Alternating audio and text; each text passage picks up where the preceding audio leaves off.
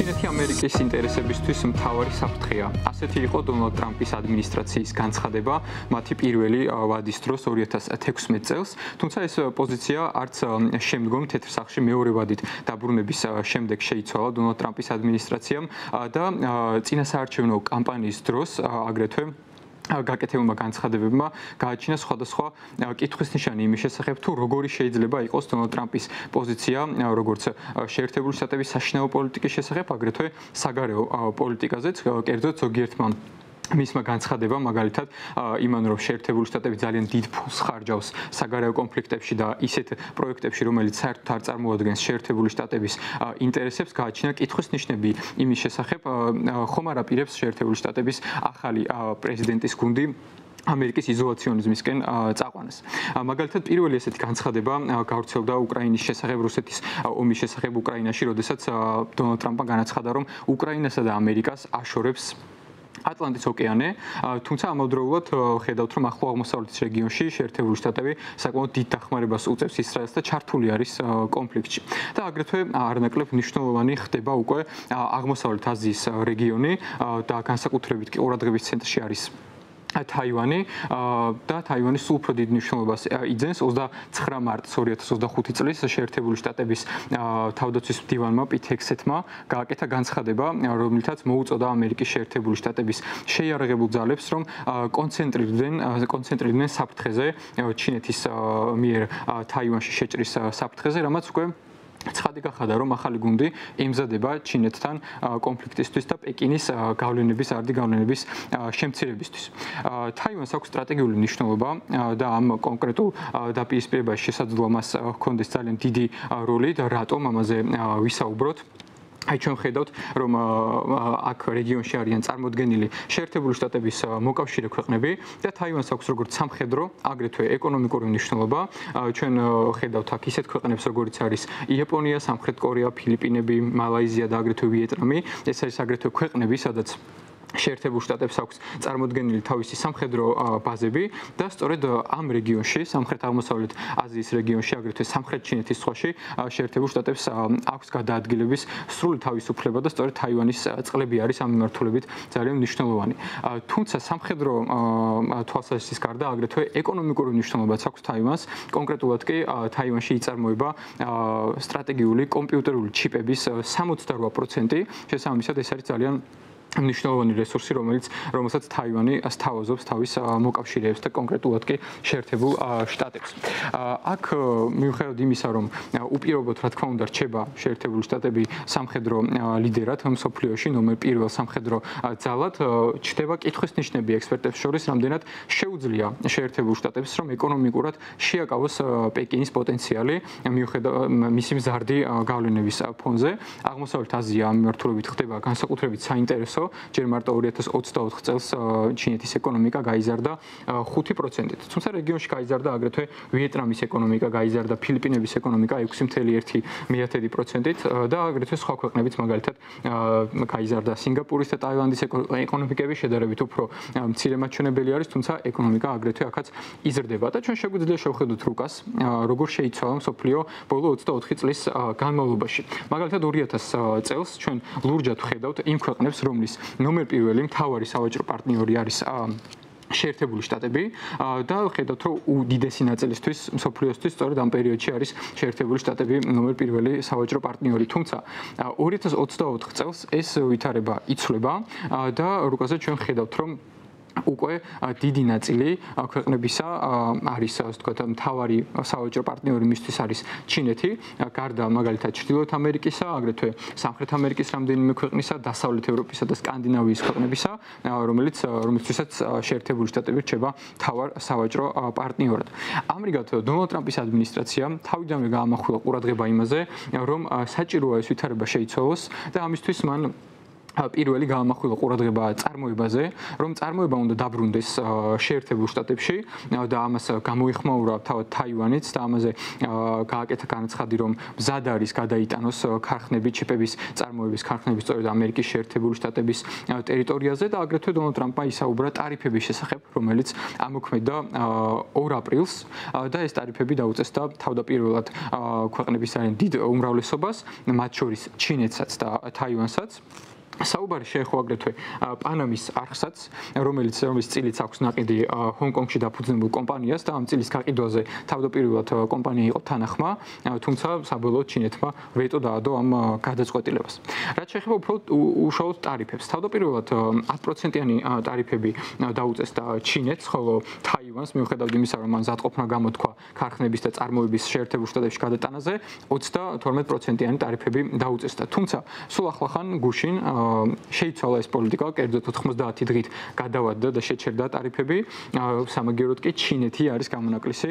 ჩინეთისთვის ტარიფები გაიზარდა 104%-მდე თავდაპირველად და უკვე ახლა გუშინ 125%-მდე გაიზარდა ამ ტარიფების რიცხვი. ბევრი კითხვის ნიშანი არსებობს, თუ რა რეალობაში შეიძლება მოხდეს თაივანი და რა ბედი ეწევა მას დონალდ ტრამპის ადმინისტრაციის პირობებში, განსაკუთრებით კი იმ განცხადებების ფონზე, რაც ვრცელდება რუსეთის ომზე უკრაინაში, თუმცა ამასთან დაკავშირებით სულ ახლახან თებერვლის თვეში შეზღუდვა მოიხსნა 870 მილიონ სამხედრო დახმარებას, რომელიც გაიგზავნება თაივანში. შესაბამისად, შეიძლება ამ მიმართულებით ამ რეგიონში განსხვავებული პოლიტიკა ჰქონდეს დონალდ ტრამპის გუნდს, ხოლო რაც შეეხება რამდენად აქვს რესურსი შეერთებულ შტატებს, რომ შეაკავოს ჩინეთის მზარდი ეკონომიკური გავლენები, ამაზე უკვე ჩვენ საუბარს სტუმართან ერთად გავაგრძელებთ.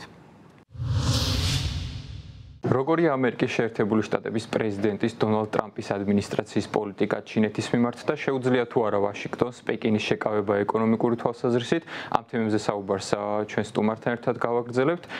შალვა ჩიხლაძე, ჩინეთცოდნე შემოუერთდება ჩვენს გადაცემას. მოგესალმებით ბატონო შალვა, მადლობა გიხდით მოგესალმებით, მადლობა მოწვევისთვის. ვიდრე უშუალოდ კონკრეტულ საკითხებზე გადავიდოდეთ, ასე ვთქვათ, უფრო ზოგადი მიმოხილვით დავიწყოთ, აი მაგალითად 2016 წელს დონალდ ტრამპის პირველი ვადის დროს მან მაშინ განსაზღვრა ჩინეთი როგორც ამერიკის შეერთებული შტატებისთვის ნომერ პირველი საფრთხე. და 2024 წელსაც წინა საარჩევნო კამპანიაში მის გულს იგივე გზავნილები ჰქონდა. თუმცა მოგვიანებით შემდეგ გავიგეთ, რომ მაგალითად მას სი ძინფინგთან აქვს ძალიან კარგი ურთიერთობები, რომ შეუძლია საერთო ენა გამონახოს მასთან. სად არის, ასე ვთქვათ, რეალობა? როგორი არის ამჟამინდელი პოლიტიკა დონალდ ტრამპის ადმინისტრაციის ჩინეთის მიმართ? განსხვავებით 2016 წლიდან, ფიქრობ 2024 წელს შედარებით უფრო ჩინეთის ფაქტორმა შედარებით უფრო ცოტათი უკან დაიხია, თუმცა ეკონომიკური თვალსაზრისით ჩინეთი როგორც ნომერ პირველი საფრთხე შეერთებული შტატების ეკონომიკური უსაფრთხოების და ზოგადად გლობალური ეკონომიკური მიმართულებით ერთ-ერთი მთავარი მეტოქე არა მხოლოდ აზიაში, არამედ გლობალურად, ეს ფაქტორი დღესდღეობით ისევ რჩება ტრამპის ახალი ადმინისტრაციის რიტორიკაში, მაგრამ აქ არის მეორე ფაქტორი. ჩვენ ბოლომდე არ გვაქვს სურათი იმისა, თუ რა მიმართულებით და როგორია ტრამპის ახალი ადმინისტრაციის და უშუალოდ თვითონ დონალდ ტრამპის ხედვა ჩინეთის როგორც გეოპოლიტიკური მეტოქის მიმართ. ის თითქოს ჯერ კიდევ ჯერჯერობით უფრო მეტად აქცენტს აკეთებს უარყოფით სავაჭრო ბალანსზე. ამ თვალსაზრისით ეს არ არის მხოლოდ ჩინეთის შეკავების მიმართულებით პოლიტიკა, ეს არის შეიძლება ითქვას შეერთებული შტატების ყოფილი, ჯერჯერობით ყოფილი ალბათ მაინც ვერ ვთქვით, მიმდინარე კლასიკური მოკავშირეების მიმართაც უარყოფითი ბალანსის აღმოფხვრა. აქედან გამომდინარე ეს სატარიფო, ასე ვთქვათ, ომი ბჭყალებში, რაც დაიწყო სულ რამდენიმე ხნის წინ, ეგრეთ წოდებულ Liberation Day-ზე, მიმართული არა მხოლოდ ჩინეთისადმი, ასე ვთქვათ, უარყოფითი სალდოს აღმოფხვრვის მიმართულებით, არამედ მიმართულია შეერთებული შტატების მოკავშირეების წინააღმდეგაც. შესაბამისად, ძალიან რთულია ამ თვალსაზრისით მარტო შეერთებული შტატები, რომელიც არის ამას ვთქვათ, შეიძლება ითქვას უკვე სატარიფო ომში, რამდენად მოახერხებს ჩინეთის შეკავებას მისი მოკავშირეებისადმი, მით უმეტეს, როდესაც უკვე გამოიკვეთა რაღაც კონტურები, რომ შეიძლება ამ სატარიფო ასე ვთქვათ ომმა გარკვეულწილად უკურეაქციაც კი გამოიკვეთოს, უკურეაქციაც კი გამოიწვიოს იმ თვალსაზრისით, უკუშედეგი იმ თვალსაზრისით, რომ უფრო მეტად გამოიწვიოს თუნდაც ჩინეთისა და გლობალური სამხრეთის ქვეყნების, ჩინეთისა და ევროკავშირის მხარდაჭერა დაახლოება. თქვენ ახსენეთ ტარიფები, რომელიც 2 აპრილს ძალაში შევიდა, ჩინეთს კონკრეტულად 10%-იანი ტარიფები დაუწესდა და ჩამორად შემდგომ კიდევ გაიზარდა. და ასე ვთქვათ, დონალდ ტრამპი ამ მიმართულებით თავს ასე ვთქვათ თავდაჯერებულად გრძნობს, რომ მას აქვს უპირატესობა და ასე ვთქვათ, ჩინეთს შეუძლია გარკვეული დათმობების სანაცვლოდ მიაღწიოს იმას, რომ ეს ტარიფები ვთქვათ შემცირდეს.